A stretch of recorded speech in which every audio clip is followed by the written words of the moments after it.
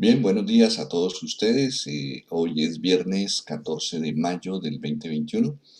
Estamos en la sesión de las Mañanas de la Salud que desde la Facultad de Medicina de la Universidad Industrial de Santander venimos realizando alrededor del tema de los ambientes de aprendizaje.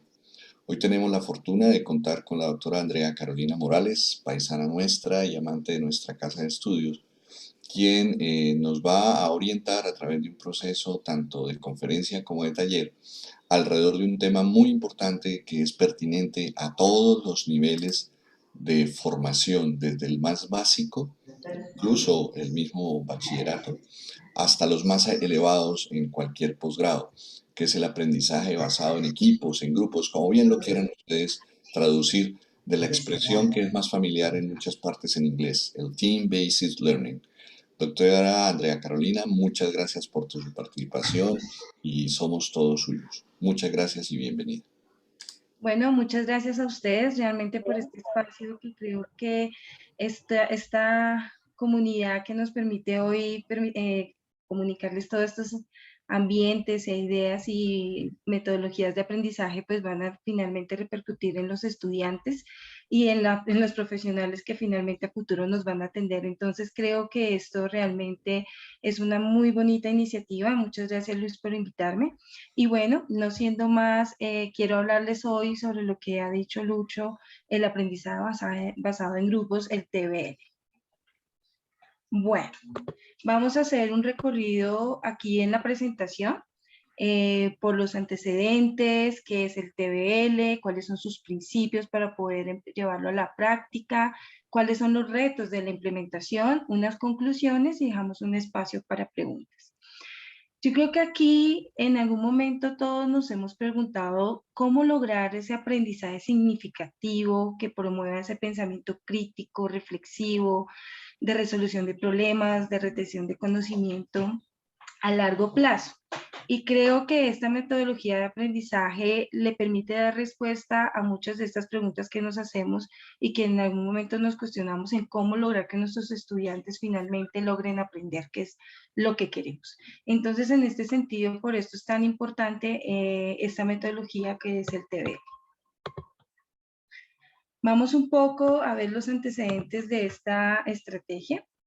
El autor es un profesor, Larry Michelsen, de Oklahoma, Estados Unidos. Es un profesor de la Escuela de Administración que luego de pasar a tener una clase muy pequeña de 20, 30 estudiantes, un momento a otro pasa a tener clases de 400 y 200 estudiantes y él se autocuestiona y dice, bueno, ¿cómo hacer este proceso de aprendizaje en tantos estudiantes cuando yo ya tenía como la posibilidad de hacerlo un poco más, no voy a decir personalizado, pero un poco más controlado por un número de estudiantes menor y entonces establece esta estrategia instruccional de tipo constructivista fundamentada pues en la teoría de, perdón, el error de aprendizaje especial de Kolb.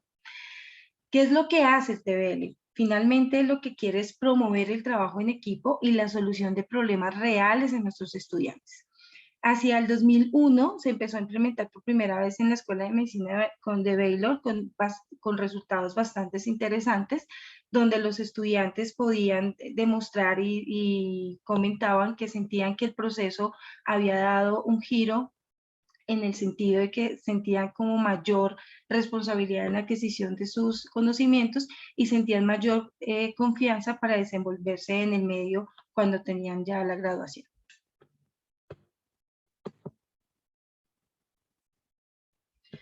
Ya varios autores la han descrito como una forma especial de aprendizaje colaborativo que utiliza una secuencia específica de trabajo individual, de trabajo en grupo y retroalimentación inmediata. Creo que esto es muy importante porque así crea un marco de motivación en que los estudiantes se responsabilizan cada vez más entre sí de llegar a una clase preparados y contribuir a esa discusión. Y esa es otra de las cosas que comúnmente nos sucede cuando somos docentes y es cómo lograr más en esta nueva generación esa corresponsabilidad o esa responsabilidad de parte de nuestros estudiantes con su proceso formativo.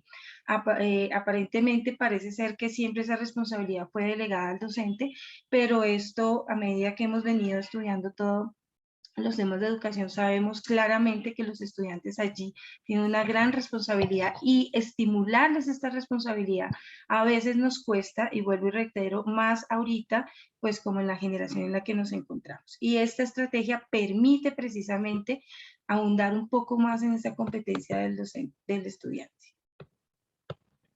¿Qué es el TBL? Vamos aquí como a resumirlo muy brevemente y a tratar de dar unos conceptos muy básicos. Es una estrategia de enseñanza y aprendizaje centrada en el alumno. Aquí el docente pasa de ser el centro del aula para volverse más en un facilitador, pasa más hacia la periferia, y quien pasa a ser el centro vienen siendo los estudiantes. Es un método pedagógico de aprendizaje activo que logra mejorar la motivación y llevar a los estudiantes a aplicar conocimientos para resolver problemas y combinar la teoría con la práctica, que nos ayuda como a fomentar, vuelvo y reitero, la responsabilidad. Al tener actividades de preparación e intervención, ellos se ven con esa necesidad de estar, y más en un grupo social, como de lograr llegar al mismo nivel de sus estudiantes, se sienten comprometidos con sus compañeros. Ya voy un poco aquí al final informarles cómo es que se desarrolla, pero básicamente esa responsabilidad se logra ver reflejada en sus propios resultados y en la de sus equipos. Por eso es tan importante. Es necesario para que esto se lleve a cabo en este TBL, y es que como lo hacemos a través de equipos de trabajo, pues estos equipos constantes hacen que exista una interacción entre ellos como pares, y también el TBL fomenta en ellos unas fases de experiencia estudiantil, que viene siendo desde el trabajo activo individual y grupal, cuando vuelven y discuten con los pares y por supuesto con su docente, y cuando logran ampliar el conocimiento a través de la resolución de los problemas reales.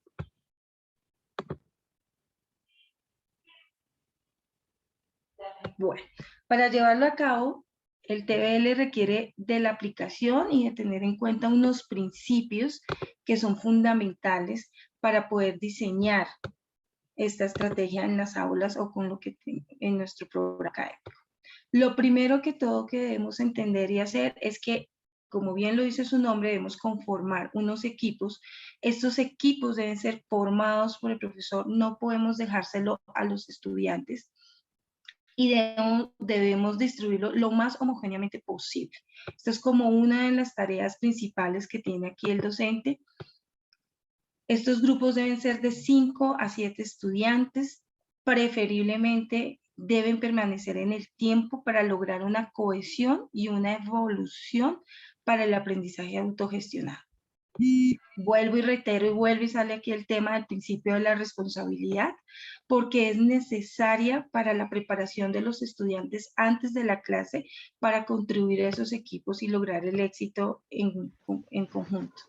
Aquí ellos van aprendiendo a medida que les vamos dando como esas pequeñas tareas a cohesionarse y a resolver los problemas auténticos de forma interesante, real, y a obtener una retroalimentación de calidad inmediata cuando hacemos y aplicamos la estrategia. Y este es otro de los principios importantes, la retroalimentación que nosotros como docentes les podamos hacer a nuestros estudiantes. Como reitero aquí, el papel fundamental ya pasa a ser el del estudiante y no el del docente, se vuelve un facilitador.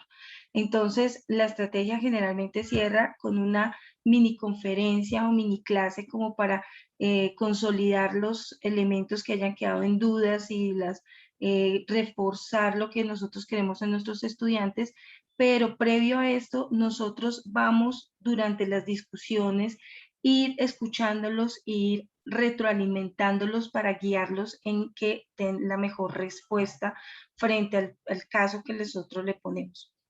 Aquí tenemos que ser claros en unas cosas, hay que hacer unos comentarios frecuentes, oportunos, que deben ser entregados a los estudiantes, siempre resaltando lo positivo, y cuando encontremos que hay un error, como bien lo trabajamos ahorita en otras áreas administrativas y demás, como detectarlas como oportunidades de mejora que él puede indagar para solucionar el problema. y no, digamos, decirles te equivocaste, esto no estaba así, sino más guiarlo como, mira, por favor, indaga más en la lectura, quizás en esta parte donde leímos, pues identificar la solución al problema. Entonces creo que estas cosas son fundamentales que no hay que olvidar y que aunque muchas veces el tiempo y demás, la retroalimentación sigue siendo una de las estrategias que más impacta en el conocimiento de nuestros estudiantes. Una vez tengamos como en cuenta estos principios básicos, ahora, pues, ¿cómo lo llevamos a la práctica? ¿Cómo hacemos esto que acaba de decir la doctora, poderlo llevar a nuestra aula de clase? Pues para ello, nosotros debemos tener primero una preparación previa para realizar este procedimiento.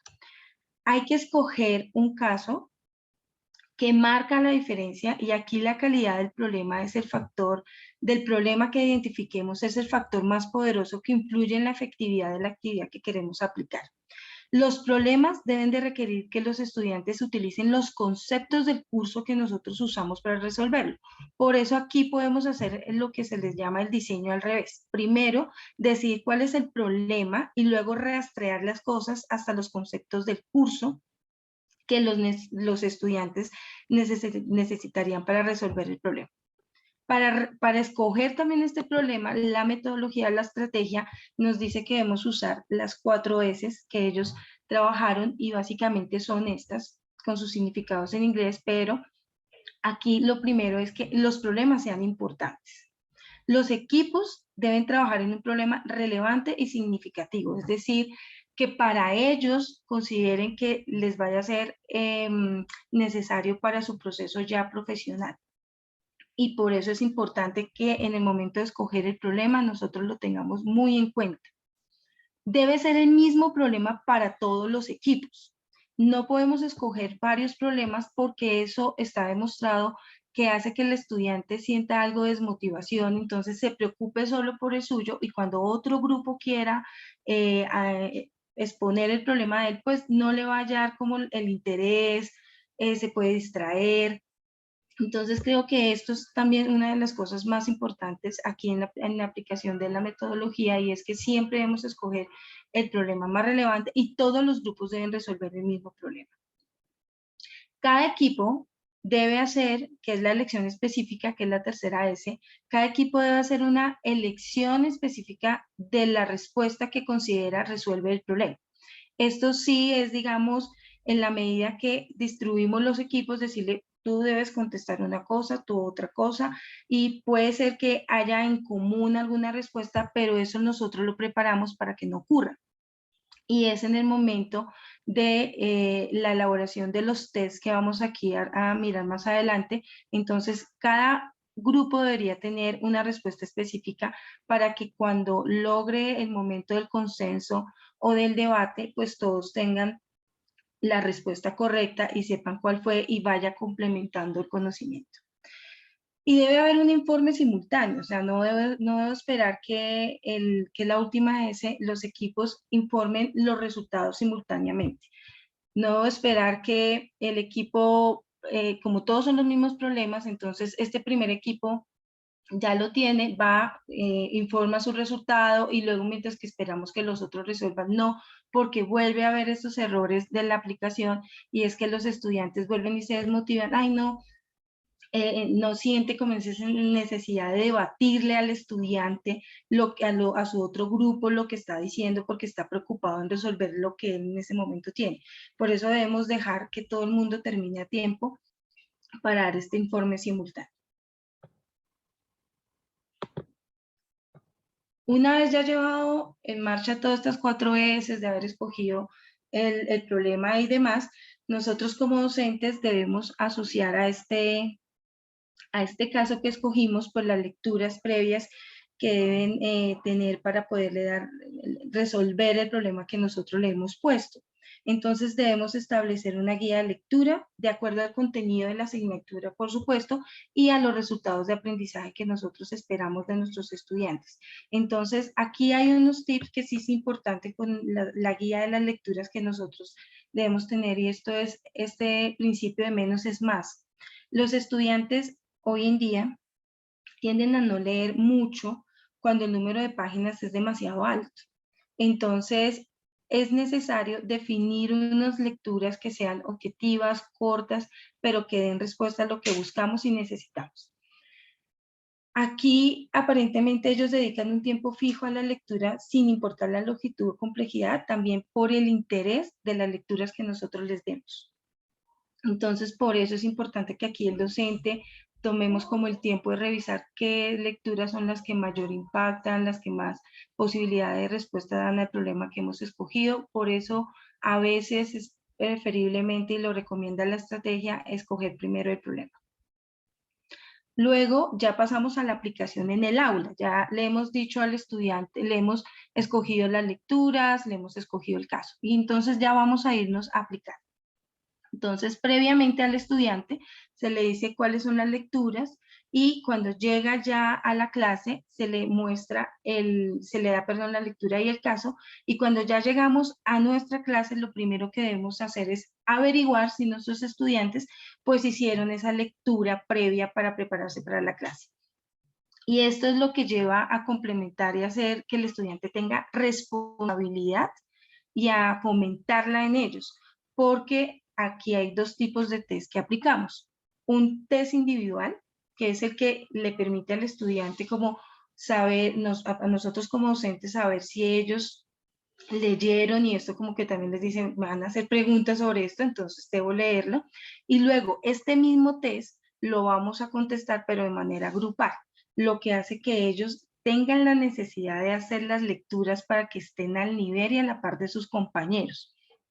El mismo grupo va haciendo que él jalone y que vaya teniendo esa responsabilidad para resolver el problema. Si él no lee, pues no puede aportar y por lo tanto no puede ayudarle al grupo a resolver el problema y las respuestas que allí se requieren. Entonces, para esto nosotros debemos preparar un pretest que lo llaman el IRAT, que bien lo dice, es el que valora el estudio previo realizado posteriormente a las lecturas, y el TRAT, perdón, que es el que se hace igualito, pero lo van a resolver con todo su grupo. Aquí vamos a ampliar un poco del IRAT, que digamos lo que queremos es que es un test que puede hacer de 5 a 10 preguntas. Aquí hay autores que dicen que hasta 20 preguntas, pero eso depende mucho del grupo, del tiempo y de cómo vayamos preparando la clase, pero sí solicitan que sea un test de opción múltiple, y las preguntas que nosotros desarrollemos para ese test deben describir los niveles, se deben escribir de la manera de los niveles de Bloom, o sea, de recordar, comprender y aplicar de manera simple.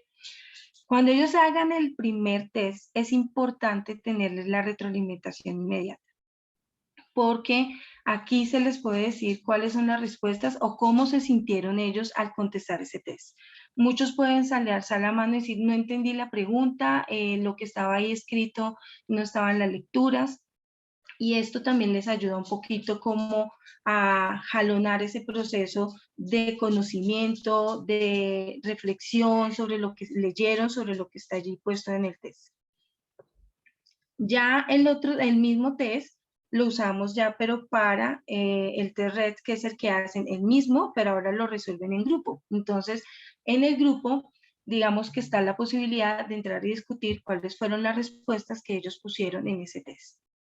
Y aquí viene otra cosa súper interesante de la estrategia, y es que yo entro a darles unas respuestas, unas tarjetas de las respuestas, para que ellos sepan si se equivocaron o si hicieron adecuadamente el enfoque del problema que escogieron. Esas tarjetas de respuesta yo las puedo tener preparadas, y ellos hablan de un raspa y gana.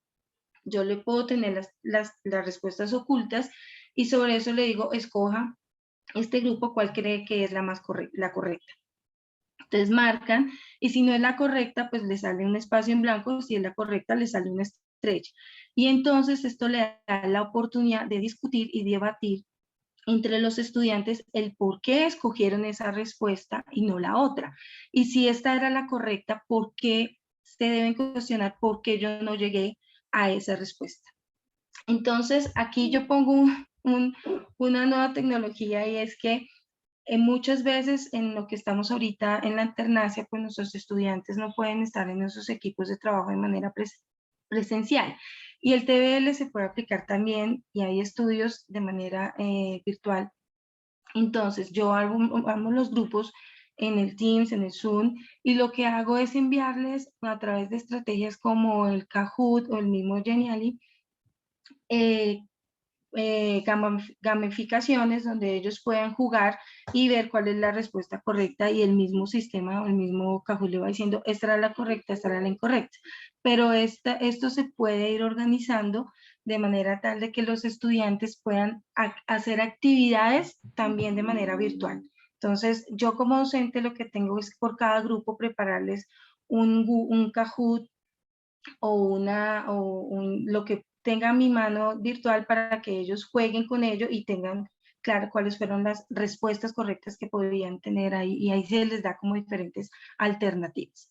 Una vez los grupos entran, definen internamente por qué escogieron esa respuesta, por qué no la otra, y llevan a cabo todo el conocimiento. Ellos tienen sus lecturas y revisan cómo fue que enfocaron el grupo, pues pasan a la discusión y al debate, que es como el cierre de esta prueba entre ellos.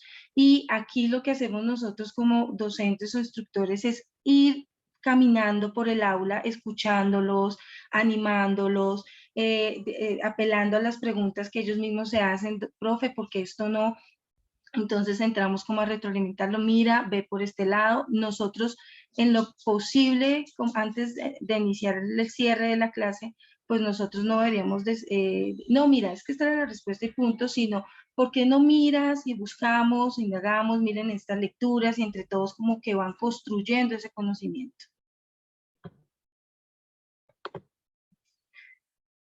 Es lo mismo que les decía cuando el docente aquí pasa, entonces los obligamos a retroceder a esas lecturas para identificar cuáles son las dificultades, cómo pueden irse por otro lado, cómo pudieron analizarlo, si lo analizaron bien, mal.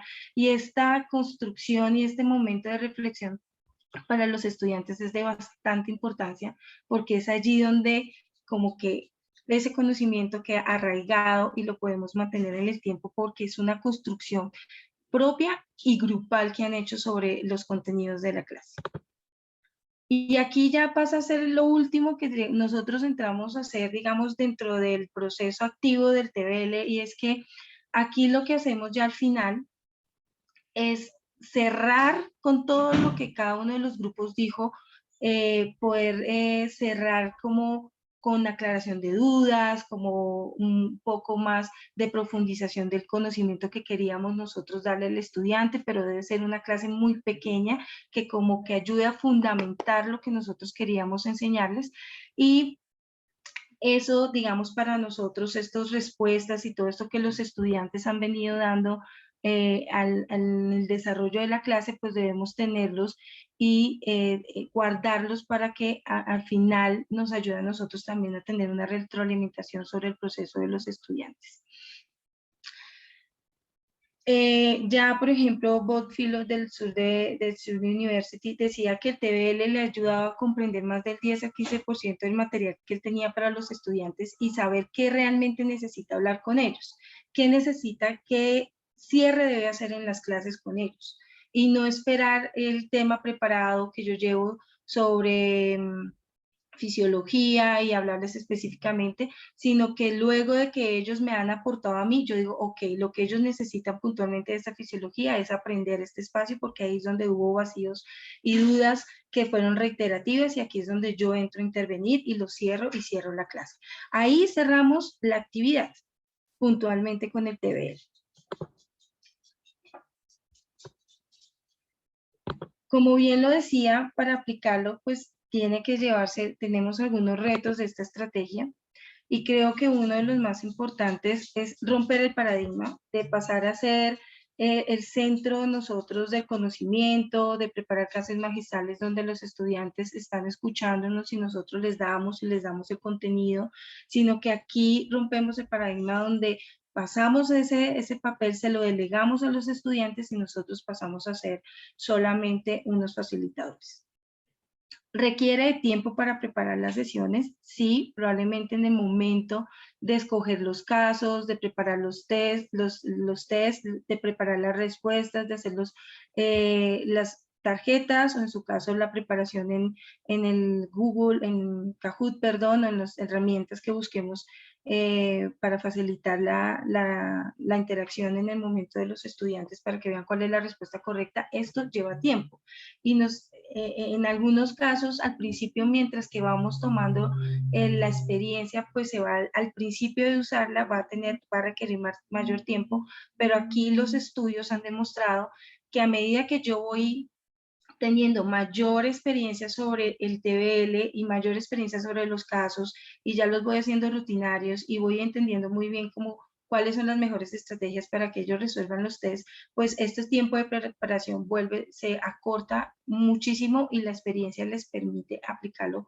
con mayor agilidad.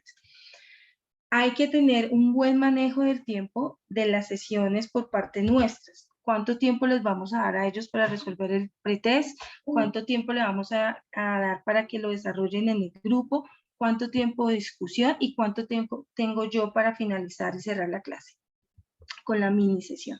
Entonces, en esto a veces, digamos que por lo mismo, mientras que aprendemos a manejar la estrategia, pues al principio lleva más tiempo y las clases, está escrito, se demoran un poquito más en desarrollarse, pero posteriormente ya lo vamos haciendo mucho más ágil en la medida que lo vayamos aplicando con mayor definidad. Hay que comprender y explicar claramente la estrategia a los estudiantes. Si yo como docente la entiendo, la comprendo adecuadamente, se la debo explicar de la misma manera a los estudiantes. Los estudios del TBL en la aplicación, los estudiantes referían que a medida que el docente les daba unas explicaciones más puntuales sobre la estrategia, para ellos era más clara y era mucho más atractiva que cuando no les daban las instrucciones adecuadamente. A veces al inicio hay resistencia de los estudiantes, sobre todo cuando les entregamos a ellos la responsabilidad de las lecturas, el empezar a debatir entre ellos. A veces los grupos iniciales no son, digamos, conocidos, entonces mientras que, aunque son homogéneos, mientras que empiezan a equipararse, a conocerse y a empezar a entender cómo debate él, cómo él expresa y a ver como una homogeneidad a través del tiempo, pues esta resistencia disminuye.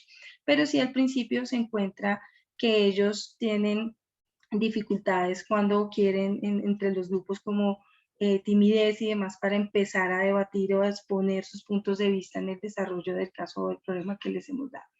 Y por supuesto la conformación de los equipos, eso nos pasa a todos al principio, no, pero él es mi amigo, porque con él no, yo quiero estar con él, toda la vida he estado con él, y creo que esto es una de las dificultades que a veces como docentes nos toca entrar a mediar, porque quienes escogen finalmente esos equipos pues somos nosotros, los docentes. Entonces hay un poquito ahí al principio como dificultades en la conformación, pero esto lo vamos a ir teniendo como en la medida que conozcamos nuestros estudiantes y que estemos más integrados con ellos. Las actividades de aplicación de TBL, pues obviamente ocurren ya en el aula y aquí existen oportunidades para obtener comentarios muy ricos y detallados de los estudiantes y de los docentes para resolver los problemas, del conocimiento que les damos, de las lecturas, todo esto permite que la responsabilidad y el flujo de conocimiento y la construcción de este conocimiento cada vez sea mucho más de impacto para los estudiantes en este proceso de enseñanza y aprendizaje. Y ya finalmente, como las conclusiones finales de la estrategia. ¿Por qué aplicar el TBL? Pues cambia de saber a aplicar para los estudiantes. El maestro cambia de sabio al escenario a guía de Alá. Y los estudiantes pasan de ser esos seres pasivos a ser unos seres activos. Con nuestros estudiantes, digamos que el tener el TBL nos funciona sobre todo en la actualidad de nuestras instituciones universitarias y es que funciona para grandes grupos de estudiantes, grupos de 100, de 120, pero no significa que no sirva para grupos pequeños de 30 o 40, no. igual funciona, sino que tiene una gran ventaja y es que logra funcionar en grupos muy grandes, incluso en salones que no son típicos, sino que son escalonados, también se ha desarrollado y funciona muy bien. Es una estrategia costo efectiva, es económica en la medida que no requiere de mayores implementaciones, de hacer de pronto grandes inversiones en la preparación y en la formación de los docentes. Es importante el TBL porque se basa en discusiones, en tomar decisiones, en la construcción de un producto, digamos, interno de los mismos estudiantes, nos ayuda un poco a que esos grupos que antes se hacían fuesen más como de discusión entre ellos, en que no estoy de acuerdo, sino que aquí poco a poco va integrando una familiaridad entre los estudiantes en por qué tú respondiste esto y yo no, quizás si yo lo hubiera visto por este lado, hubiera contestado aquello, o ustedes como grupo, ¿por qué llegaron tan rápido a la respuesta y nosotros como grupo no lo pudimos hacer? Se demostró con el TBL que mejora el desempeño de los estudiantes y sobre todo el pensamiento crítico. Aquí de pronto cuando nosotros estamos expuestos a las preguntas abiertas y cuando los estudiantes nosotros los llevamos a esto al principio, con ellos es muy difícil que contesten, que den la respuesta que nosotros queremos. Aquí combinamos un poco el tener unas preguntas en un test que son específicas, pero cuando entramos al debatirlo y encontramos que no llegan al punto que queremos y empezamos a hacerles preguntas abiertas de ¿por qué pensaste esto y no lo otro? Hacen que ellos lleguen a ese pensamiento crítico que necesitan. Es que yo lo conozco. Perdón. Antes de pasar acá, a medida que los estudiantes avanzan en esta estrategia, obviamente el proceso de aseguramiento de la preparación que deben hacer previo a llegar a su clase, pues evidentemente hay un cambio natural en el enfoque hacia las instrucciones que son más fáciles a las difíciles. A medida que yo vaya preparando mejor a mi estudiante, para mí él no va a buscar la salida de la respuesta sencilla y simple, sino que cada vez lo va a ir llevando a que busque respuestas complejas que le permitan desenvolverse en el caso y en el problema que les estamos dando. Y acá es importante porque el TBL, digamos, está demostrado que progresa naturalmente a través de los niveles superiores de Bloom a medida que las personas avanzan a través de los módulos. Entonces, cuando yo tengo el liderazgo, ellos empiezan como a recordar, a entender y aplicar. Cuando ya pasan al test en grupal, pues ya han pasado todo esto y ya analizan con todo un grupo de trabajo las respuestas y cómo llegan a resolver el caso.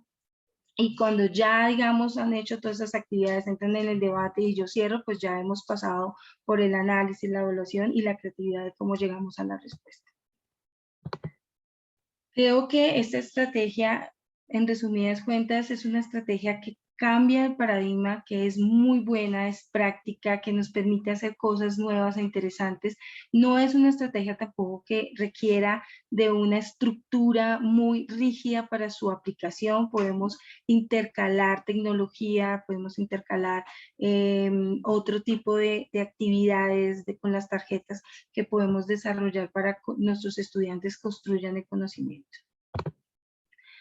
Creo que con esto pues cerramos y daría como un espacio a preguntas puntualmente. Aquí dejo el micrófono abierto, no sé, estoy a la disposición de ustedes sobre la estrategia, Lucho. Gracias, Santa Carolina. Por el chat hemos recibido algunas inquietudes, quizás te las voy a transmitir, pero se resume finalmente casi en una cosa grande y es que quisieran ver un ejemplo de la actividad, algo mucho más tangible en términos de alguna de tus experiencias y que en general abundan como a tres grandes problemas o inquietudes, aparte del verlo ya operacionalizado y es el asunto definitivamente de la organización de los grupos. De hecho, en los grupos, en nuestras reuniones de profesores se expresa con frecuencia esa dicotomía entre la organización por el azar exclusivamente de los grupos, no precisamente por homogeneidad, sino por el azar y bajo la filosofía de que a usted en la vida real le va a tocar trabajar con cualquiera, frente a lo que tú estás planteando de los grupos homogéneos, Y en el otro lado, el planteamiento que tú decías, ¿no? Los grupos que se forman naturalmente, incluyendo el grupo de los indeseables, el que nadie quiere tener y que termina siendo reunido allá en un solo paquete. Otro ítem tiene que ver con el tiempo necesario para invertir, tanto en la preparación como en el desarrollo. Y finalmente, pues el concepto como nuclear de todo, que es la realimentación a lo largo de todo el proceso, es decir, que la realimentación no es solo al final, sino a lo largo de todo el tiempo. Entonces, en principio, eso es lo que puedo recoger desde lo que se dice en el chat. Tú dirás cómo desarrollamos eso Yo creo que empecemos desde lo más sencillo y me vas ayudando de pronto que se me olviden cosas. Digo yo desde lo más sencillo es el tiempo, cuánto tiempo puedo llegar yo a demorar a hacer la preparación. Digamos que dentro de los estudios que generalmente requiere el docente para llegar a la preparación, pues no habla de un tiempo específico, pero más o menos uno previamente a escoger el caso, las lecturas, para que den respuesta a lo que nosotros hacemos, más la preparación de los test, pues puede ser de 3 a 5 horas, pero a medida que yo vaya teniendo experiencia en desarrollar, escoger el caso, cómo desarrollo los test y demás, y que vaya siendo más afianzada para mí la estrategia, ese tiempo sí está escrito que cada vez es menor, porque yo ya puedo tener los casos específicos, digamos que al principio yo puedo determinar, mientras que le aplico el contenido de la asignatura que quiero y demás, mientras que escojo los casos, los desarrollo, implemento los test y demás, pues sí puedo llegar a demorarme este tiempo, pero a medida que yo ya vaya teniendo los mismos casos, vaya cambiando mis estudiantes y puedo seguir usándolos, entonces esto se vuelve mucho más efectivo y mucho más fácil para su desarrollo. Para escoger los grupos, digamos, la estrategia no tiene, la estrategia de aprendizaje no tiene como una, por decir algo, es que suena reiterativo, una estrategia para escoger cuáles son los grupos. Sí es claro que el docente los debe conocer y entre más homogéneos yo los escoja, mejor. Cuando tenemos el grupo de los indeseables que tú de pronto mencionas, aquí hay que tener en cuenta que yo en un momento tengo que ubicarlos. Entonces yo puedo escoger, puedo hacerlo a través de balotas, puedo a través de colores, de números del 1 al 5 y los unos se reúnen acá, los dos. Pero es que cuando yo lo hago tan mecánicamente, entonces puedo encontrarme con dificultades. Si yo encuentro que un estudiante se le facilita trabajar con todo el equipo y tengo a alguien que es supremamente difícil, pues podría poner a trabajarlos a los dos en el mismo equipo de trabajo, porque él va a ser el complemento del otro, o sea, va a permitir que cuando esa persona que no quiere hablar, además, sea el que lo estimule.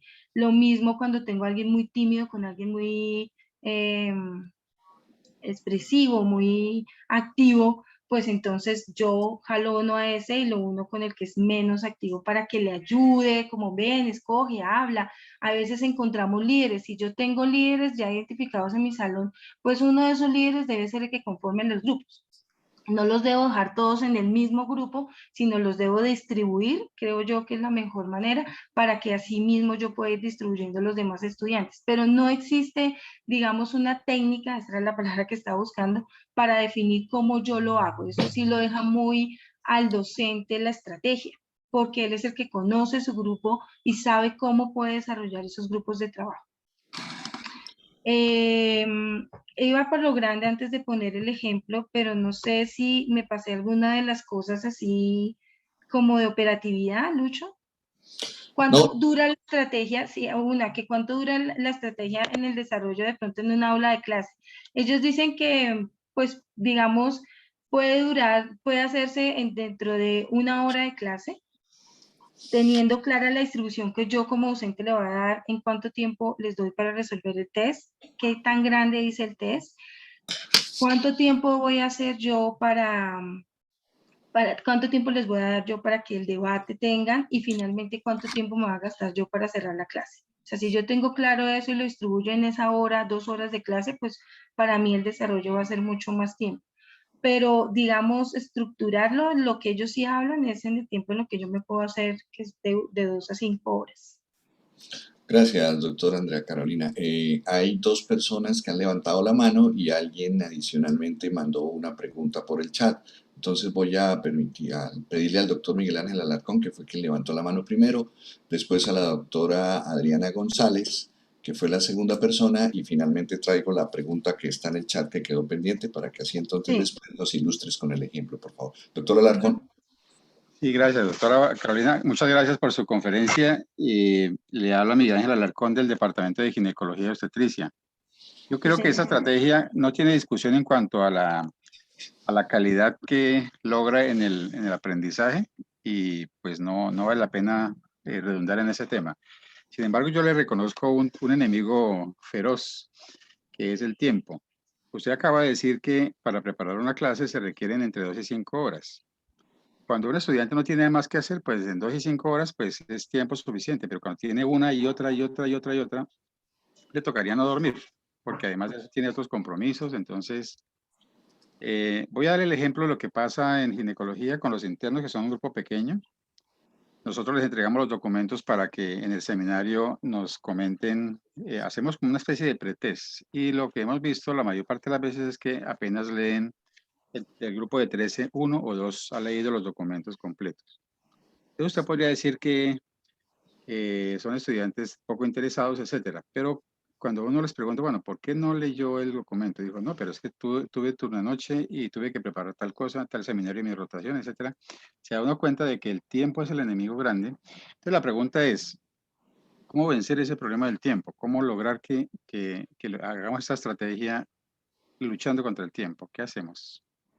Bueno, yo creo que hay que hacer ahí una pequeña aclaración que de pronto no fue muy clara. Este tiempo de preparación de 2 a 5 horas depende mucho, primero, arranca desde yo como docente, el tiempo que yo me demoro en preparar. O sea, buscando las lecturas, haciendo el test, entregando, o sea, yo como docente en la preparación previa.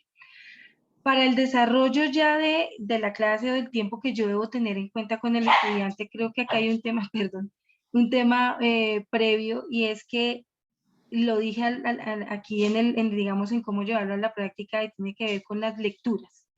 Entre muchos, había un principio que decía, menos a veces es más. Si yo tengo claridad frente a qué lecturas son las que más, digamos, posibilidades me van a dar para resolver el problema que yo escojo. Entonces vamos a poner el ejemplo acá de hemorragia uterina anormal. Tengo las guías de práctica clínica del ministerio, tengo lecturas de las revistas americanas de ginecología o las que yo haya escogido. Y tengo un caso de la vida real de una paciente que llega a consulta externa con una hemorragia de tantos días, no sé qué, y yo busco sobre ese caso cómo darle respuesta a través de estas lecturas. Pues yo de esas lecturas escojo no 10 ni 20, sino escojo 2 o 3 que me permitan a mí, le permitan a mi estudiante llegar a resolver el caso que yo ya tenía, que yo ya le tengo. O sea, para mí, por eso también hay otro, y retrocedo un poquito, es que aquí el contenido es hacia el revés. Yo no darles las lecturas y mirar a ver cómo resuelven, sino yo escojo un caso, sobre el caso que tengo busco qué lecturas son las que me ayudan rápidamente a resolverlo para ver el diagnóstico, tratamiento y demás, y sobre eso escojo 3 o 5 lecturas muy específicas que me permitan a mí también dar respuesta al objetivo de aprendizaje que quiero con el estudiante. Creo que esa es la estrategia más eficaz. Si yo les doy 10 lecturas que hablan de hemorragia uterina normal, pero que de pronto no van tan relacionadas al caso que yo escojo, pero que quiero que aprendan un montón y de pronto no es a la realidad que van a ir a aplicarlo, pues ellos no van a leer y no le encuentran el interés a la tarea o a lo que están haciendo. Y aquí es otra cosa importante. Cuando ellos llegan, ustedes les están haciendo un pretest. Y digamos, quiere hacerle la pregunta al doctor, ¿se lo hacen a todos al tiempo? ¿O a uno les preguntan, a otros sí, a otros no? ¿O hacen de verdad un test escrito rápidamente? No leí. Puede que al principio nos pueda pasar eso, pero la estrategia describe que eso puede llegar a ocurrir.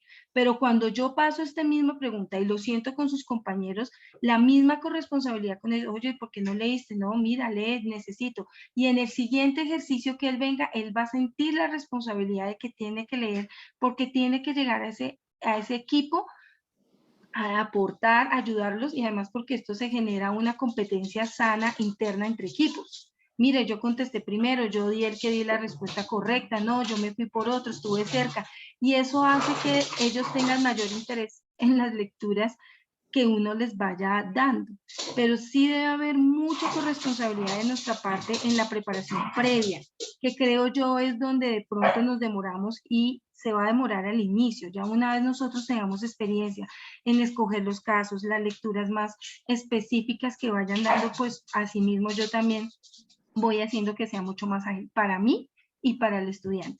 Creo, doctor, que es en ese sentido. Muchas veces, a veces, los estudiantes no encuentran el sentido de por qué le ponen a leer esto. O sea, ¿para qué? Porque yo voy a ir a ver un seminario de un tema específico, pero si yo aquí les voy a dar una lectura para resolver un caso en el que todos vamos a participar, ellos empiezan a buscar y poco a poco van adquiriendo esa responsabilidad con su formación. Perdón que tengo el gato y el perro aquí peleando. Gracias, No sé, doctora. doctor, quisiera si él, si estaba bien, si le di la respuesta que requería frente al tema. Sí, muchas gracias, doctora, muy amable. Sí, quizás yo quisiera ahondar en un detalle en términos de la selección de las lecturas, y es que también depende del nivel en el que está el estudiante. No es el mismo tipo de lectura para el estudiante recién llegado, novato, que viene de medicina interna y pasa a ginecobstetricia, en donde por primera vez se enfrenta al tema, al interno, que ya seguramente es la segunda vez, o al residente de primero y tercer año. Son fenómenos totalmente diferentes en donde hay que sopesar ese asunto. Y el otro, pues ya en términos del tiempo disponible a los estudiantes, pues claramente eso sobrepasa el resorte del profesor individual, pero para eso existen los equipos de profesores en donde tienen que sopesar cuánto tiempo demandan las actividades que cada uno exige, porque es cierto, cada profesor también mira su pedacito y desconoce los demás y termina a veces sobrepasando el tiempo e incluso programando actividades que están programadas en otro lado. Pero eso ya es harina de otro costal. Doctora Adriana González, por favor. Sí, a medida que yo vaya teniendo experiencia, mire, esto se convierte no de 3 horas, de 4 horas, de 1 hora, y es que el que yo lo vuelva haciendo más práctico y que yo me vaya volviendo más experto en la estrategia y mis estudiantes igual, el tiempo se acorta. Puede llegar a ser de 1 a 1.5 horas. Es que depende de la aplicabilidad y en la manera en que yo vaya tomando experiencia en la estrategia. Gracias, doctora. Doctora Adriana González, por favor. Buenos días a todos. Muchas gracias, doctora Carolina, por compartir su experiencia con nosotros. Yo quisiera esa última parte, antes de empezar estas preguntas, donde usted nos daba guía de la conformación de unos grupos de trabajo y que los grupos estuvieran conformados de acuerdo a las características de cada estudiante, donde algunos pueden jalonar a otros. En las rotaciones nuestras esto no, es difícil, me parece una actividad súper importante, pero no se puede llevar a cabo porque tenemos grupos pequeños en donde los estudiantes alcanzan a estar con un profesor, con un específico profesor, una semana. Entonces, no alcanza a ver ese tiempo para conocer a esos estudiantes. Cuando ya los estamos empezando a conocer, ya rotan a otra parte. La pregunta es, ¿existe alguna estrategia de trabajo colaborativo entre profesores, algún formato, alguna forma de comunicarnos esos aspectos? Porque perfectamente sí podríamos ir informando de profesor en profesor, o sea, eso existe, eso cómo se podría hacer. Y respecto a lo que dice Luis Alfonso con la especificidad de cada temática de acuerdo al nivel, pues eso sí, yo quisiera también recalcar que es muy importante que las presentaciones o las magistrales de cada nivel tienen que ser obviamente diferentes para cada nivel de aprendizaje, pregrado diferente a internado, internado diferente a residencia. Gracias. Bueno, doctora, ahí sí usted ha tocado un tema que es muy importante y es el tiempo en que se está distribuyendo los estudiantes en los escenarios de práctica clínica, y ese tiempo de 1 a 2 semanas, digamos, uno debería cuestionarse si esta estrategia quizás es la más pertinente, porque ustedes bien lo han dicho, en una semana uno no alcanza a identificar, o el estudiante apenas está llegando, y cuando ya medio nosotros hemos logrado conocerlos, identificarlos, nos dicen se van para otro servicio. Pero digamos en mi experiencia personal con estas situaciones particulares, lo que hemos detectado muchas veces es que esa distribución de los equipos los hacemos por el nivel de formación y más por, digamos, afinidades entre ellos, porque es por la rapidez en que queremos nosotros desarrollarlos. Digamos, aquí en los grupos grandes que se mantienen en tiempo como internado, como de pronto en el nivel de residencia es mucho más fácil aplicarla, pero eso no quiere decir que no lo podamos hacer en estos grupos pequeños o en estos grupos que pasan y rotan constantemente. Porque si nosotros ya tenemos actividades previas preparadas, casos clínicos, lecturas y todo lo demás, lo único que nos quedaría definir es quiénes, a cómo los conformamos o qué equipos podemos hacer. Y pienso que ahí sí nos tocaría alegar un poco al conocimiento interno que ellos tengan, y bien lo ha dicho la doctora, a la comunicación que tengamos entre los equipos de trabajo y la comunidad de nuestros docentes, que nos digan, mire, este grupo que llega es muy unido, lo puede vivir así, pero a veces esto también lleva tiempo mientras que yo me hablo, más en una situación dinámica donde tengo pacientes, actividades administrativas, estudiantes y demás. Entonces pienso que ahí sí podemos dejar un poco a la disponibilidad de que los grupos se conformen ya a su afinidad interna, es decir, que ellos sean los que los puedan escoger. La estrategia puede tener esa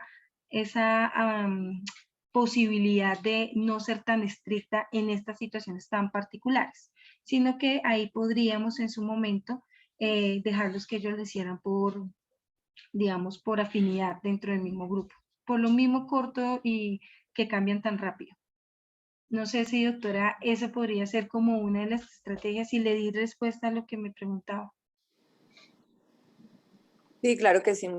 Muchas gracias, doctor. Bien, doctora Andrea Carolina, hay una pregunta en el chat que usted decidirá si lo contesta ahora o después del ejemplo, que entiendo que viene, y tiene que ver con el fenómeno de la posible similitud entre el TBL y el aula invertida, advirtiendo que para el segundo semestre de este ciclo vamos a tener una actividad específicamente sobre aula invertida con un ejemplo específico en semiología, pero que se puede asimilar a otras áreas. Usted decide, doctor. No, yo pienso que contesto eso porque el ejemplo, digamos, lo he venido dando en la medida que hemos venido como conversando, pero sí, en efecto, no tienen similitud, pero no comparten los mismos principios, ¿sí? Una de las cosas es que el aula invertida, bien lo ha dicho el doctor, lo vamos a ver, lo van a ver ustedes más adelante, les entregamos la lectura a los estudiantes, ellos son los que preparan y entramos en un debate. Luego, cuando llegan sobre una serie, digamos, ya de ruta que yo tenga como docente, de preguntarles y cómo llegar a la conclusión que queremos frente al tema que nosotros proponemos o estamos dándole el contenido al estudiante. Aquí no es similar porque aunque pareciera, cuando yo le entrego la lectura previa, lo que pasa es que cuando yo voy a verificar la lectura, perdón, verificar la lectura o voy a verificar el conocimiento adquirido, uso dos cosas diferentes: el debate y la construcción del conocimiento individual y grupal. Entonces, digamos que se diferencian puntualmente es en eso, porque en la anterior, digamos, también el docente es un facilitador, pero yo estoy esperando a que me den las respuestas y yo complemento y demás. Aquí ellos puntualmente traen el conocimiento previo, pero lo ponen primero en práctica con su grupo, sus pares, para que logren construir el conocimiento que luego yo como docente finalmente cierro. Esa es la gran diferencia. Muchas gracias. Bueno, perdón, Lucho, ibas a decir, es que estoy viendo aquí una pregunta en el chat, pero creo que la misma. La más reciente, sí, claramente hay múltiples estrategias de seguimiento y de evaluación, incluso de evaluación para y del aprendizaje. Eso va a ser tema también para otro día, como por ejemplo el portafolio. El portafolio es una herramienta que perfectamente puede integrarse también dentro de esto y que claramente pues esto se puede adoptar más a periodos largos de seguimiento o a rotaciones cortas. En lo personal yo lo utilizo con mis estudiantes de pregrado, para los que estén por ahí que han tenido que soportarme, entre comillas, cuando pasan por el curso de pediatría, en donde trabajamos sobre los detallitos de la formulación pediátrica que a muchos les cuesta trabajo. La estrategia que utilizamos es esta, la del TBL, en donde se le dice al estudiante qué es lo que se pretende, se les ha pedido que lean algo con particularidad y claramente se les dice que tienen que recordar la farmacología y cosas así, y se les van soltando problemas concretos. De hecho, la mayoría siempre ha sido con mis hijas o con mis nietos, ahora que aparecieron. Y claramente trabajan en grupos al azar, son grupos de 12 o 14, pero los mando a trabajar en grupos por pares o tres, hacen la fórmula y vuelven al colectivo y damos la discusión. Y a medida que vamos evolucionando, vamos cambiando y haciendo más raras o diferentes versiones del mismo problema para que adquieran no el conocimiento específico de la formulación, sino para que desarrollen una estrategia para que formulen en cualquiera de las circunstancias, ¿sí? Eso es en pequeños grupos, pero también se puede hacer en grupos más grandes y necesariamente esto tiene que ser parte de la organización, tanto del profesor en sí mismo, en su microcurrículum, como también dentro del mesocurrículo que hace cada una de las personas. No sé si esto, doctora, puede ayudar un poquito. Muchísimo. Yo estaba escuchándote, Lucho, y creo que para poner el ejemplo, digamos, me podría centrar en lo mismo que he dicho acá, pero quisiera llegar con un compromiso con ustedes y es que grabar una de mis sesiones de TBL y enviárselas como tarea para que ustedes miren desde el desarrollo, desde cómo se prepara hasta cómo lo desarrollamos, para que ustedes lo puedan ver mucho más suscito. Y hago una claridad, esto es solo una de las varias o diferentes estrategias de enseñanza-aprendizaje que yo puedo empezar a aplicar, que yo puedo empezar a hacer. No necesariamente me tengo que quedar con el TBL. Ustedes aquí con Lucho van a ir viendo diferentes. Y pueden ir viendo algo que de pronto yo involucré un poco, y es que el TBL, aunque da unos principios que uno no debe salirse de ellos, sí por lo menos le permite ser muy flexible en el caso, en cómo desarrollo, en cómo lo abordo, ser muy flexible en el tema puntualmente del debate, de cómo yo cierro la clase. Y sobre todo de cómo yo puedo llegar a darles a ellos la respuesta de cómo llegaron a esa, de cómo pudieron llegar más rápido, pueden llegar más rápido a una conclusión, a una respuesta. Entonces, eso sí debe ser claro. O sea, el TBL es una de las tantas estrategias que es flexible, que yo puedo usar en diferentes momentos de la formación de mi estudiante. Y no específicamente esto. Y pues yo estaba aquí escuchándote, Lucho, y claro, podemos hablar del mismo ejemplo que tú das y volver a otros ejemplos, pero me parece a mí que puedo quedar con el compromiso de esta semana, enviarles uno, grabarme y enviarles a ustedes cómo se prepare, cómo podría ser una estrategia grabada para que lo miren y lo puedan llevar a cabo, si les parece mejor. Compromiso es Luchito. compromiso, esos son de los Sí, señor. compromisos que se aceptan. No, y me gusta más porque, claro, aquí, digamos, estuvimos fue como más en lo contenido, en la teoría, y yo puedo volverles a dar un ejemplo, pero vuelvo y queda en eso, en escuchar y de pronto no en ver la operatividad, que creo yo es lo que se fue el común denominador dentro del chat. Entonces prefiero más bien hacer una grabación de una de mis actividades y enviárselas a ustedes desde el momento de la preparación. Perfecto, de hecho las charlas pasadas ya están disponibles en los servicios de Facebook de la Escuela de Medicina, ya están las dos conferencias anteriores, igualmente estará montada esta, y una vez llegue la promesa que hizo la doctora Andrea Carolina, pues también les estaremos comunicando para que todos puedan acceder de eso de forma libre. Yo quisiera preguntar algo al grupo, al todo el colectivo, ¿sí? De hecho, yo por Zoom pudiera mandarlos a trabajar en grupitos de 2 o 3, pero no vamos a hacerlo, eso es una estrategia. Pero si tuviéramos que sacar de esta horita de reflexión que llevamos y la manera de cierre para los siguientes 15 minutos, es cuál sería la clave, la palabra más importante o que refleje el fenómeno más importante dentro de esta actividad. Y es una pregunta para todos. Por ahí el doctor Franco también preguntó que para él le costaba mucho trabajo conciliar el fenómeno de conocer los estudiantes para distribuirlos en grupos homogéneos cuando los grupos son enormes, sobre todo empezando. ¿Cómo lograr conciliar ese fenómeno? Pero en últimas, la pregunta es esa, ¿cuál sería la palabra clave ¿sí? Que cada uno puede identificar como la más importante ante el reto de hacer esto del TBL. Por aquí Vladimir ST plantea una, sería muy interesante que nos lo dijera al micrófono, por favor, Vladimir. Buenos días. Vladimir Saldarriaga, sí. Hola, buenos días. ¿Me oyen? Sí, señor. Sí, señor. Bueno, dentro de todo lo que yo he percibido de la estrategia que nos ha planteado la doctora María Carolina, me parece muy interesante. Me parece que ahí la clave grande está en todo lo que hace el docente previamente. Y yo creo que eso es lo que permite optimizar el tiempo del espacio de encuentro y optimizar el trabajo de los estudiantes. Yo lo siento así. Me parece que uno de los grandes aportes de esta estrategia es eso. Hay que invertir tiempo, como bien lo dijo ella en un principio, quizás sea mucho tiempo, como todo lo que hacemos en docencia, pero en la medida en que sistematicemos la estrategia, pues cada vez va a ser seguramente menos tiempo y seguramente con muchas oportunidades de mejora. Gracias, Vladimir. Les cuento que cuando hice lo de la formulación pediátrica fue muy duro, además porque no conocía todas las herramientas electrónicas disponibles, pero hoy es muchísimo más fácil. Ok, ¿alguna otra palabra?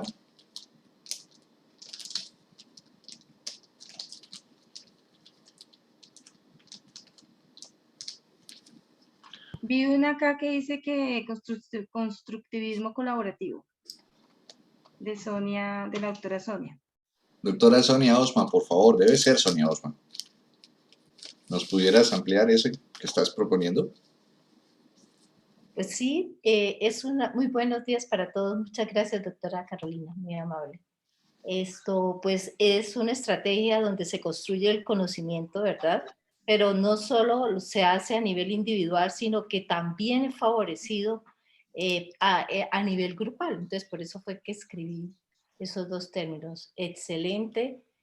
Yo hago alguna experiencia similar, pero pues no con toda la metodología que nos acabó de presentar, y sí es bastante efectiva. Muchas gracias. Incluso se me ocurre, Andrea Carolina, que en ese sitio donde donde colguemos tu ejercicio personal, podemos colgar un par de artículos claves para que los que no conozcan el tema abunden en el asunto, ¿te parece? Claro que sí. Sí, la verdad, eso sí fue por descuido. Les voy a poner los dos artículos, uno de los cuales participé para escribir. Entonces se los voy a poner acá. Listo, muchas gracias. Otra palabra clave. ¿Cuál pudiera ser otra palabra clave? Ya tenemos planeación, ya tenemos construcción colectiva. ¿Cuál pudiera ser otra palabra clave que ustedes identifiquen como reto, como oportunidad para trabajar? Doctora Olguita, por favor. Gracias, doctor Luis Alfonso. Bueno, gracias, doctora Andrea Carolina. Excelente conferencia, una muy buena estrategia y definitivamente la interacción es supremamente importante porque aquí la interacción no solamente es entre los estudiantes, sino con los profesores. Entonces, el profesor debe previamente tratar de conocer los estudiantes, que yo creo que esto en grupos tan grandes como en de los primeros semestres de medicina, por lo menos en nuestra universidad, es un reto para nosotros, pero ya miraremos cómo también la interacción la haremos entre los profesores con los distintos niveles. Se me ocurren algunas que luego les podré compartir en la medida en que podamos hablar entre los profes de los distintos niveles y nos podamos compartir las experiencias con los estudiantes. Pero también es muy bonito ver cómo el profesor, en la medida en que va haciendo la realimentación al estudiante, también puede actuar y los puede ir conociendo en la medida en que va desarrollando la estrategia. Y naturalmente el estudiante va conociendo al profe y entre ellos mismos. No solamente ellos mismos cuando trabajan con sus grupos, en su mismo grupo, sino también cuando ellos ven la participación de los demás grupos y van conociendo también a sus compañeros. Entonces yo creo que esto es una red colaborativa fantástica entre profesores de distintos niveles, que puede ser la estrategia para conocerlos, y también entre estudiantes con profesores alrededor de un solo tema. Y obviamente alrededor del mismo semestre esta interacción va no solamente favoreciendo el trabajo en equipo, sino el mismo conocimiento entre compañeros, cómo ellos participan en clase, cómo ellos contestan, cómo tratan de resolver los problemas. Entonces me parece fantástico desde ese punto de vista. Gracias, doctor Olguita. Y hay una última expresión, doctor Juan Carlos Otero, por favor. Sí, buenos días a todos. ¿Me escuchan? Sí, señor, siga. Buen día. Ok. Yo lo que estoy haciendo con mis estudiantes, porque hablo de repetición, yo, por ejemplo, manejo grupos de 3, 4 estudiantes y lo que hago es hacer el tema, un resumen del tema muy específico, luego pongo un video, en el caso de código rojo, por ejemplo, código rojo es una estrategia para el sangrado posparto. Entonces pongo un video en el cual es un video en el que miran cómo se hace ese código rojo en la realidad, es simulado, obviamente, es simulado en un maniquí, con la voz en vivo de las 3 personas o 4 personas que están haciendo eso. Y luego lo que hago es quitarle la voz a ese video. Entonces le quito la voz y los pongo a ellos a actuar como si fueran esos actores. Y ellos siguen esa secuencia que acabaron de escuchar. Y yo voy corrigiendo sobre esa secuencia que están haciendo. Gracias, doctor Otero. Doctora Andrea Carolina. No, muy interesante eso que acaba de decir el doctor. Incluso escuchándolo se me ocurría que podríamos revisar más adelante, Lucho, o con su equipo de trabajo, mirar como esas estrategias de conformaciones de grupos y demás. Incluso uno puede hacer internamente entre los docentes como una lluvia de ideas que pueda construir como esas herramientas específicas para lograr identificar cómo armar los grupos y demás. Porque sí, claramente, digamos, una de los retos y de las situaciones que limita el lograr implementar un común denominador es precisamente eso que ustedes nos están repitiendo hoy, que tiene que ver la conformación de los grupos de trabajo.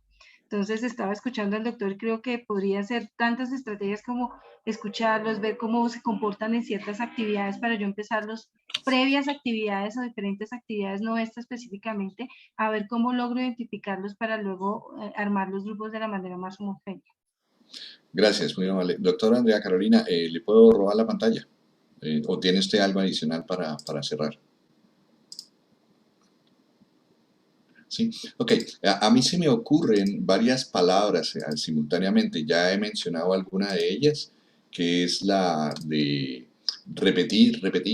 perdón, la de realimentación. Necesariamente es algo que hay que hacer, pero es muy importante reconocerla como una oportunidad para el aprendizaje y siempre a través de una actividad positiva, más que señalar lo malo para mejorar, es señalarle el camino. Sabemos que muchas de las cosas que los estudiantes no les gusta y no funcionan es cuando no les dicen nada y solo se lo dicen al final y lo malo, o cuando utilizan solamente la estrategia Sandwich, ¿no? Está muy bien, pero tome. Y ya todo el mundo está acostumbrado a eso. Necesitamos mejorar en ese sentido. Pues por nosotros queremos fortalecer esas cosas. Han surgido nuevas ideas. Estamos en este planteamiento de las mañanas de la salud en estos viernes, en donde buscamos fortalecer la educación de nuestros profesores, de profesionales de la salud, para que podamos tener cada vez no solamente más herramientas, cada uno individual, sino lo que hoy nos ha demandado también que tenemos que planear entre nosotros mismos y con los mismos estudiantes directamente el proceso, invitando a personas que han desarrollado tanto lo conceptual como lo aplicado. La que están ustedes viendo es la programación que tenemos para lo que resta el semestre. Pues solo restaría entonces invitarlos a la próxima sesión. Sí, que por favor se llame a engaño. No es solamente el quirófano, es todos los ambientes en donde usted hace algún tipo de instrumentación. Puede ser desde los mismos, incluso ambientes de simulación. Hay unos elementos que se pueden tomar para eso, como cada vez que usted tiene que ayudarle al estudiante a aprender a tomar signos vitales, a hacer procedimientos de intervención y obviamente pues lo mucho más elaborado que refleja este título que nos va a desarrollar el doctor Víctor Hugo Figueroa, que es profesor nuestro y de la Universidad Autónoma de Bucaramanga y quien es desde su perspectiva de urología infantil, claramente quirúrgica, nos va a ayudar. No sé si hay alguna pregunta, algún comentario, alguna cuestión adicional, por favor. Y me gustaría entonces pedirle al profe Rosendo Castellanos, que fue el más juicioso, el que llegó primero y casi siempre el que se va de último, que por favor cierre la sesión, si es tan amable, doctor Castellanos.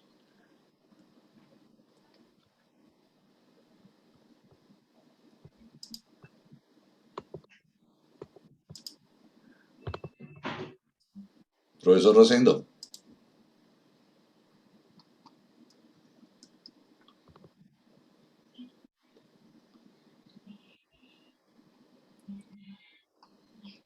Bueno, ya se nos voló. Entonces, doctora Olita y a todos los participantes, muchas gracias por su asistencia y nos vemos en 8 días. Muy amables. A ustedes, muy amable, que estén muy Bueno, bien. muchas Hasta luego. gracias, doctora Andrea Buen día Carolina. para todos, muchas gracias. Muchas gracias a todos. Muchas gracias, Lucho. Muchas gracias, doctor Andrea. Muchas gracias, muchas gracias. Doctora Andrea, muchas Hasta gracias. luego, hasta luego. Muchas gracias, muy amables. Muchas gracias. Muy buena su conferencia. Muchas gracias. Buen día. Buen día para todos. Esperamos el ejemplo, gracias. Sí, señora. La comprometieron, doctora Andreita. No más que compromiso, me parece muy interesante porque no existe de pronto algo así en redes que podamos manejar y creo que una experiencia puntual sería más interesante. Doctora, sí, mi hija estudia en la Javeriana, ¿no? Mi hija estudia en la Javeriana y yo siento que con ellos usan esta estrategia, incluso Sí. desde primer semestre y cuando usted comentaba cada cosa, yo recordaba, y por eso yo fui la del ejemplo de la interacción